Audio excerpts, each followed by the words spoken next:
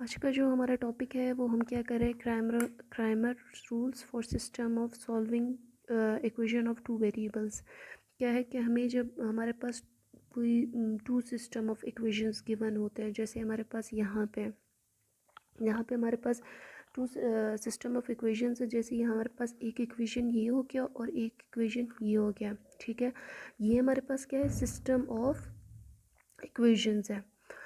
यहाँ पे जो है हमने क्या करना है, वैल्यू ऑफ एक्स और वैल्यू ऑफ वाई हमने फाइंड आउट करना होता है बाय क्रैमर्स रूल। तो इसके लिए क्या है कि हम जो है डिटर्मिनेंट क्रैमर्स रूल यूज़ करते हैं। यूज़ करने का मकसद ताकि हम एक्स और वाई की वैल्यूज़ फाइंड आउट कर सकें। यहाँ पे फॉर एग्जांपल हमारे पास ये हमारे पास सिस्टम ऑफ टू इक्वेशंस है। अगर इसको मैं लिखना चाहूँ इन एग्जांपल के फॉर्म में, जैसे हमारे पास a1 है तो ये a1 हमारे पास 2 होगा, b1 है तो b1 हमारे पास 2 होगा, c1 है तो c हमारे पास 6 हो जाएगा, a2 है a2 हमारे पास 4 हो जाएगा, b2 है इसकी वैल्यू हमारे पास -3 हो जाएगी और c2 है इसकी वैल्यू -5 हो जाएगी। अब हमने क्या करना है कि सिंपल इस इक्वेशन के थ्रू से हमने वैल्यू ऑफ एक्स और value of Y find out करना होता है इस सिस्टम ऑफ इक्वेशन में। सो फर्स्ट ऑफ ऑल हम क्या करेंगे, हम इनको मैट्रिक्स फॉर्म में कन्वर्ट करेंगे। किस फॉर्म में, A X is equal to B. इसको मैंने इक्वेशन नंबर 1 का नाम दिया, अब इसको मैं इक्वेशन नंबर 2 का नाम दूंगी। क्या करूँगी, मैं इसको इस फॉर्म में, मैट्रिक्स फॉर्म में, इस फॉर्म में कन्वर्ट करूँगी, जैसे A X is equal to B. अब ए भी हमारे पास एक मैट्रिक्स है, एक्स भी एक मैट्रिक्स है और बी भी हमारे पास एक मैट्रिक्स है। अब ए मैट्रिक्स किस तरह का होगा, जिसमें हमारे पास सारे कोफिशिएंट इन्वॉल्व होंगे। ए1 कोफिशिएंट है, b1 कोफिशिएंट है, a2 कोफिशिएंट है, b2 कोफिशिएंट है।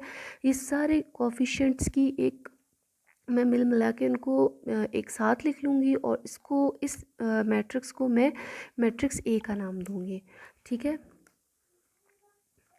उसके बाद मेरे पास जो मैट्रिक्स एक्स का होगा उसमें वेरिएबल्स आएंगे। कितने वेरिएबल्स इन्वॉल्व है, 2, X and Y. So X and Y को मैं इस फॉर्म में लिख लूँगी और बी मेरे पास, ये जो मेरे पास कांस्टेंट है c1 और c2, इनका मैं एक अलग से मैट्रिक्स बनाऊँगी जो क्या होगा, c1 एंड c2। सिंपल में उसके बाद पहले इस फॉर्म में तो मैंने इसको कन्वर्ट कर दिया, A X is equal to B, ठीक है। ये हमारे पास ए का मैट्रिक्स हो गया, ये एक्स का मैट्रिक्स हो गया और ये बी का मैट्रिक्स हो गया।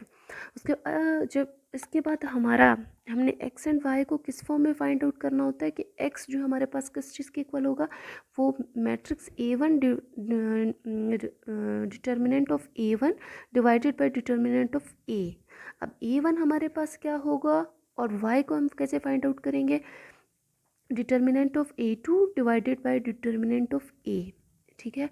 अब जो है पहले तो मैं क्या करूँगी, डिटर्मिनेंट ऑफ A आपको सिंपल पता है, यहाँ पे मैट्रिक्स A है, इसको मैं डिटर्मिनेंट में कन्वर्ट करूँगी, इसका मैं डिटर्मिनेंट फाइंड आउट करूँगी और जो इसमें जो सबसे मेन चीज़ है वो जो डिटर्मिनेंट होगा उसका जो सॉल्यूशन होगा, वो आंसर होगा, वो नॉट इक्वल टू ज़ीरो। उसको ज़ीरो नहीं होना चाहिए, उसको कोई दूसरा नंबर अदर देन ज़ीरो होना चाहिए। अब मैं एक्स के लिए कैसे फाइंड आउट करूँगी, A1। अब मैं डिटर्मिनेंट ऑफ A1 हमारे पास क्या होगा, किस फॉर्म में होगा, वो इस फॉर्म में होगा कि हमारे पास जहाँ जैसे हमने यहाँ पे डिटर्मिनेंट फाइंड आउट किया था सिंपल ए का। अब हम A1 का कैसे डिटर्मिनेंट फाइंड आउट करेंगे कि यहाँ पे हम क्या करेंगे, जो मेरे पास C1 और C2 कांस्टेंट है उनको A1 और A2 की जगह मैं लिख लूँगी, B1 B2 अपनी जगह एज इट इज़ रहेंगे। सिर्फ चेंजिंग क्या होगी कि मैं A1 और A2 की जगह मैं C1 और C2 लिखूँगी और सिंपल मैं इनका डिटर्मिनेंट फाइंड आउट करूँगी जो ये होगा, ठीक है। देन A2 हमारे पास किस तरह का फिर होगा, y के लिए। x के लिए क्या होगा, x के लिए कंडीशन है कि determinant of A1 divided by determinant of A। इसके थ्रू मैं x की वैल्यू फाइंड आउट करूँगी। y की वैल्यू मैं कैसे फाइंड आउट करूँगी, y is equal to determinant of A2 divided by A। तो यहाँ पे क्या है, A2 मेरे पास किस चीज़ के इक्वल होगा, अब यहाँ पे A1 A2 जो डिटर्मिनेंट था हमारे पास A था, उसको मैं चेंज करूँगी। मैं किस तरह चेंज करूँगी, A1 A2 अपनी जगह एज इट इज़ आएंगे, लेकिन यहाँ पे जैसे B1 और B1 और B2 की जगह मैं C1 और C2 लिखूँगी और सिंपल मैं इनका डिटर्मिनेंट फाइंड आउट करूँगी कि इनका डिटर्मिनेंट क्या होगा। और जब इनका कोई आंसर होगा तो मैं उनको वापस वहीं पे लिख लूँगी जो, और वो मेरे पास एक्स एंड वाई के सिंपल वैल्यूज़ होंगे। अब इसके लिए हम क्वेश्चन करके देखेंगे, चेक करेंगे क्या होगा। अब हमारे पास यहाँ पे क्वेश्चन है 2x minus 2y is equal to 6, 4x minus 3y is equal to 5। हमारे पास क्या है, system of two linear equations है, ठीक है। इसमें हमने क्या करना है, x और y की वैल्यूज़ फाइंड आउट करनी है कि आया इसमें x क्या हो सकता है और y की वैल्यू क्या हो सकती है।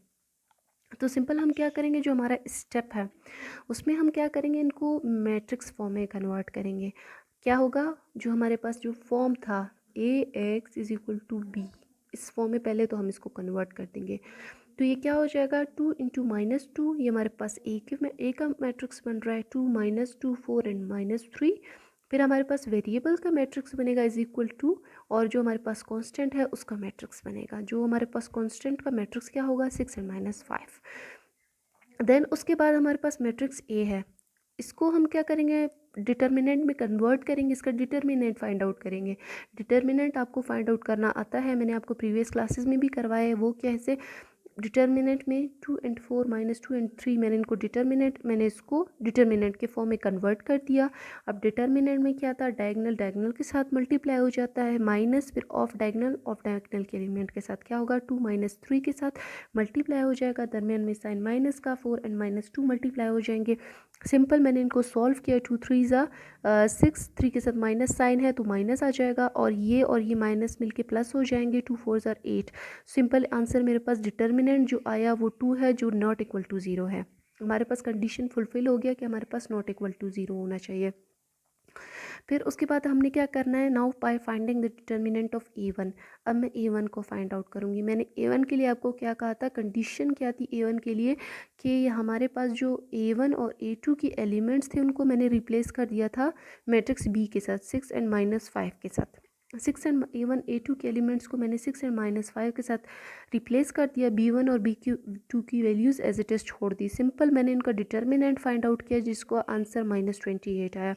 उसके बाद by finding the determinant of A two का डिटर्मिनेंट जब मैंने फाइंड आउट किया, ए टू क्या था कि यहाँ पे जो a1 a2 तो एज इट इज़ आएगा, चेंजिंग क्या होगा b1 एंड b2 में in matrix a2, in the finding the determinant of a2। अब सिंपल मैं जब सॉल्व करूँगी तो मेरे पास आंसर इसका -34 आ जाएगा।